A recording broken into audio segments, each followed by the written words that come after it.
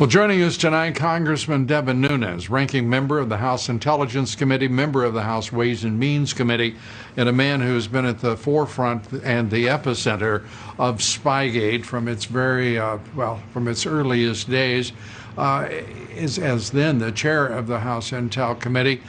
Congressman, great to have you with us. Thank you. Attorney General Barr said it straight up. The closest we've come to in an effort to overthrow a president since Abraham Lincoln. I mean, that's stunning stuff. Yeah, I mean, look, it was surprising for us when we, kind of stumbled into it. But you have to really look. This was done in really kind of three phases.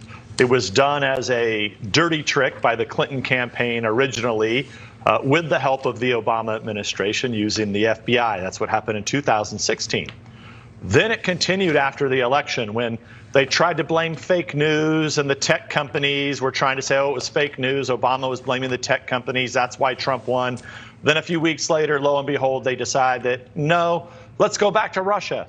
And so then they keep the Russia investigation going on, even when some in the FBI were trying to hide and bury what they did wrong, but they resurrected it.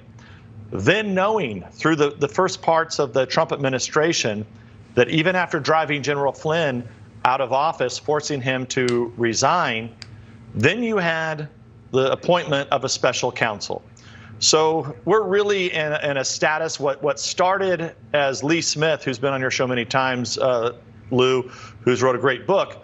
What begins as the plot against the president really moves into a permanent coup. And that's where we've been. The Democrats took control largely based on this interference by the Department of Justice and the FBI in the 2018 election that caused Republicans to lose control of the House. It was their main money-raising scheme. And then the House Intelligence Committee was turned into the House Impeachment Committee, and we've been dealing with that for the last, it's almost going on 4 years now. Critically important now, as Attorney General Barr told Maria Bartiromo. He expects developments hopefully by the end of the summer. This is critically important because you and I think most Americans understand the Democrats with their lies and their deception and that extraordinary effort, conspiracy to overthrow the president, stole the election of 2018 and stole the control of the House of Representatives. It can't happen again, not with the presidency. And it's critically important that the American people have the truth before this election. Now, I heard a lot of nonsense from the Justice Department under the Comey era, the Brennan Clapper, conspiracy in the IC. That there's a rule 60 days before the election. All of that nonsense and utter crap. This is about stealing a presidency, and it can't happen this time. How confident are you that it won't happen this time? Well, as you know, the House Republicans on the Intelligence Committee, who are the only ones that have been running a real investigation up until Attorney General Barr came to the Justice Department. You have to remember the first 2 years of the Trump administration, they were busy trying to get rid of the president who had appointed many of those people.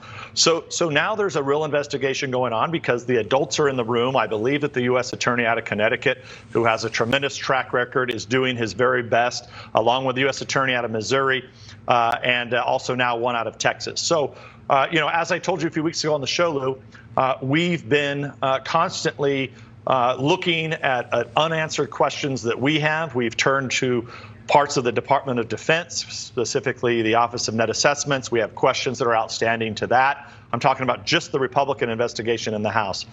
We also have many unanswered questions that we've gotten to the appropriate authorities at the Department of Justice. And we have recommended many criminal referrals now. I think we're up to somewhere around 14 criminal referrals that we have now made to the Department of Justice. So our investigation continues, and thankfully we now have the Department of Justice itself conducting an investigation. And I would just say this, to ask your question about, well, is there any rule that would apply about bringing this before the election? No, there is not.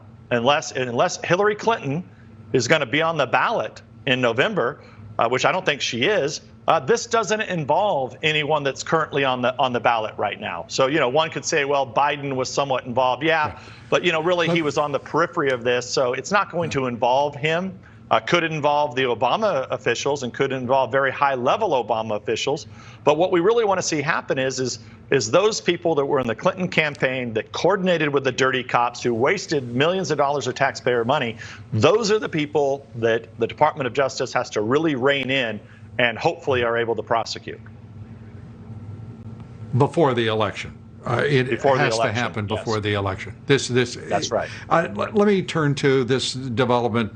Geoffrey Berman, former U.S. Attorney for the Southern District of New York, fired Friday night, summarily so by the Attorney General, ultimately fired by the President at the Attorney General's request because Berman refused to leave the office.